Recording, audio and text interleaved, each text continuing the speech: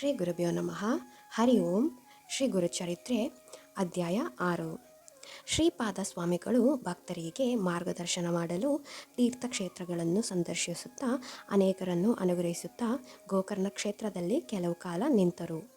ಗೋಕರ್ಣ ಕ್ಷೇತ್ರವು ಭಾರತ ಖಂಡದ ಅತ್ಯಂತ ಪುರಾತನ ಕ್ಷೇತ್ರಗಳಲ್ಲೊಂದಾಗಿದೆ. ಅಲ್ಲಿ ಶಿವನು ಆತ್ಮಲಿಂಗನಾಗಿ ಮಹಾಬಲೇಶ್ವರನೆಂಬ ಹೆಸರಿನಿಂದ ಪೂಜಿತನಾಗಿದ್ದಾನೆ. ಈ ಕ್ಷೇತ್ರ ಮಹಿಮೆ ಅಪಾರವಾದದ್ದು.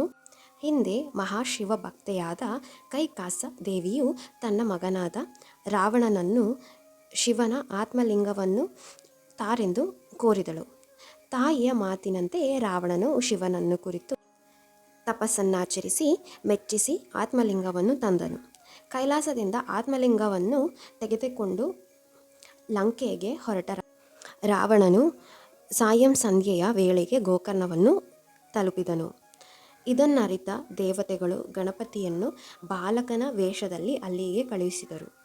ರಾವಣನು ಸಂಧ್ಯಾಕಾಲವೆಂದರಿದು ಸಂಧ್ಯಾ ವಂದನೆಯನ್ನು ಮಾಡಲು ಸಮುದ್ರ ತೀರಕ್ಕೆ ಹೊರಡುವ ಮುಂಚೆ ಅಲ್ಲಿದ್ದ ಬಾಲಕನನ್ನು ಕುರಿತು, ಮಗು, ನಾನು ಸೂರ್ಯನಿಗೆ ಅರ್ಘ್ಯ ನೀಡಿ ಬರುವವರೆಗೂ ಈ ಲಿಂಗವನ್ನು ಇಟ್ಟುಕೋ ಎಂದು ಕೊಟ್ಟನು.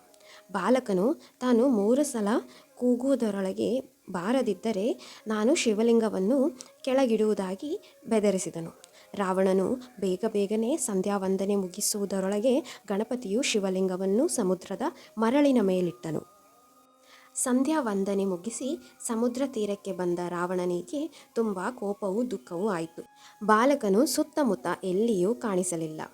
ಶಿವನ ಆತ್ಮಲಿಂಗವು ಭೂಸ್ಪರ್ಶವಾದುದರಿಂದ ಅಲ್ಲಿಯೇ ಸ್ಥಿರವಾಗಿ ಹೋಯಿತು.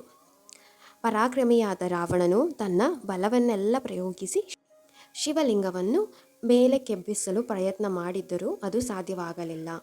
ರಾವಣನು ಅದನ್ನು ಹಿಡಿದೆಳೆದು ಬಲವಾಗಿ ತಿರುಚಿದ್ದರಿಂದ ಶಿವಲಿಂಗವು ಗೋವಿನ ಕಿವಿಯ ರೂಪ ತಾಳಿತು. ಅಂದಿನಿಂದ ಆ ಕ್ಷೇತ್ರಕ್ಕೆ ಗೋಕರ್ಣವೆಂದೇ ಹೆಸರಾಯಿತು ಎಂಬಲ್ಲಿಗೆ ಸರಳ ಶ್ರೀ ಗುರುಚರಿತ್ರೆಯ 6ನೇ ಅಧ್ಯಾಯವು ಸಂಪೂರ್ಣವಾಯಿತು. ಓಂ ಶ್ರೀ ಸಾಯಿನಾಥಾಯ ನಮಃ.